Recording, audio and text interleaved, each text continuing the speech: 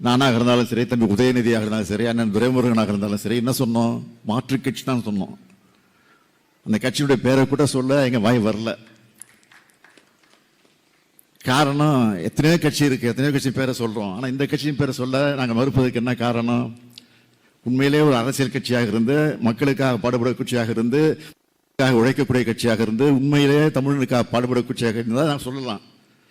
வேஷம் விட்டு கொண்டிருக்கக்கூடிய ஒரு நாடகத்தை நடத்தி கொண்டிருக்கக்கூடியவர்களுக்கெல்லாம் நான் அடையாளம் காட்ட விரும்பல தான் உண்மை. 49 தொடங்கி இந்த இயக்கம் 57 முதல்ல தேர்தல் களத்திலே நாம் ஈடுபட்டோம். அதுவும் தேர்தல் களத்தில் ஈடுபடலாமா வேண்டாமா என்று திருச்சியில் நடைபெற்ற மாநாட்டிலே அண்ணா அவர்கள் அந்த மாநாட்டிலே கூடியிருந்த மக்களிடத்தில் ஓட்டுப்பெட்டியை வச்சு வாக்குச்சீட்டை கொடுத்து, ஓட்டுப்பெட்டியை வச்சு ஒரு துண்டு சீட்டை கொடுத்து அதில் தேர்தலில் ஈடுபட வேண்டாம் என்று எழுதி போடுங்கள் என்று சொல்லி, அதற்கு பிறகு அந்த பெட்டியில் விழுந்த சீட்டுகள் எல்லாம் எடுத்து எண்ணி பார்த்து தேர்தல் களத்தில் ஈடுபடலாம் என்பதை அதிகமான அளவிற்கு எழுதி போட்ட காரணத்தால் தேர்தலில் ஈடுபட்டோம். அதான் உண்மை. 57 ஈடுபட்ட தேர்தலில் 15 இடங்களில் சட்டமன்ற உறுப்பினர்களாக நாம் தேர்ந்தெடுக்கப்பட்டோம். 15 இடங்கள் முதல் 57. அதற்கு பிறகு 62 50 இடங்களுக்கு மேல் வெற்றி பெற்றோம். எதிர்கட்சியை வரிசையில் போய் உட்கார்ந்தோம். அதைத் தொடர்ந்து 67 ஆட்சி பொறுப்பேற்றோம். அண்ணா தலைமையில் ஆட்சி பொறுப்பேற்றோம். ஆட்சி பொறுப்பேற்ற அண்ணா அவர்கள் தொடர்ந்து நீண்ட ஆண்டு காலம் இடத்திலே வாழ முடியாமல் ஒரு கடுமையான நோய்க்கு ஆளாக்கப்பட்டு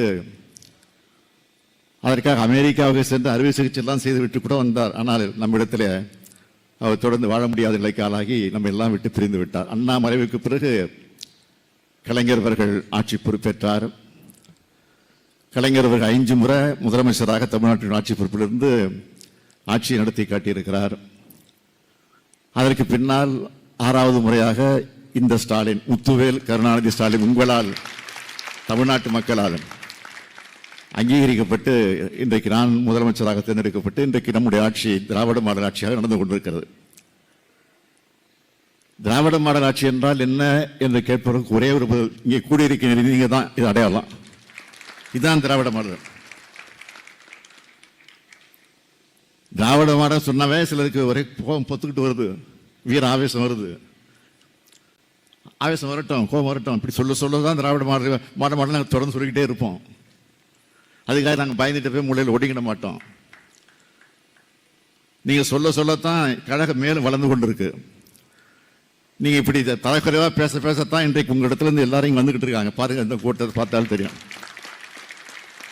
பேசணும். நான் கூட பல நேரங்கள் சொல்வது உண்டு. கவர்னர் ஆளுநராக இருக்கக்கூடிய கவர்னர் அவர்கள் தேவையில்லாத வேலையெல்லாம் செய்கிறாரு, நம்ம எதிர்த்து பேசிக்கிட்டே இருக்காரு, திராவிடங்கிற சொல்லுக்கு எதிர்ப்பதமா பேசிட்டு இருக்கிறாரு, ஆரியத்துக்கு ஆதரவா பேசிட்டு இருக்கிறாரு, இப்படி மதத்தை மையமாக வச்சு பேசிட்டு இருக்கிறாரு. என்னெல்லாம் வருத்தப்படுவது உண்டு. பேசட்டும், பேசதான் நமக்கு ஆதரவு ஜாஸ்தி ஆகுது. அதனால சில பேர் கவர்னரை மாற்றுங்கன்னு சொல்லுவாங்க. இது வரைக்கும் சட்டமன்றத்தில் நாங்கள் கவர்னர் மாற்றுங்க தீர்மானம் போட்டிருக்கிறோமா? நாங்கள் போடல, தீர்மானமே போடல. அவர் இருக்கணும், இருந்தால் தான் திமுக இன்னும் வளருது. அடுத்த கவர்னர் வரைக்கும் சட்டமன்றத்துக்கு வரணும், ஆளுநர் உரையை நாங்கள் கொடுப்போம். அதை எடுத்து படிக்காம வெளியில் போகணும், அதையும் பார்க்கணும், அதை மக்கள் பார்க்கணும். நான் பிரதமரிடத்திலும் அமித்ஷாவிடத்திலும் இங்கிருந்து ஒரு வேண்டுகோள் வைக்கிறேன். தயவுசெய்து கவர்னரை மாற்றாதீங்க, அவரே இருக்கட்டும். இதுதான் உண்மை.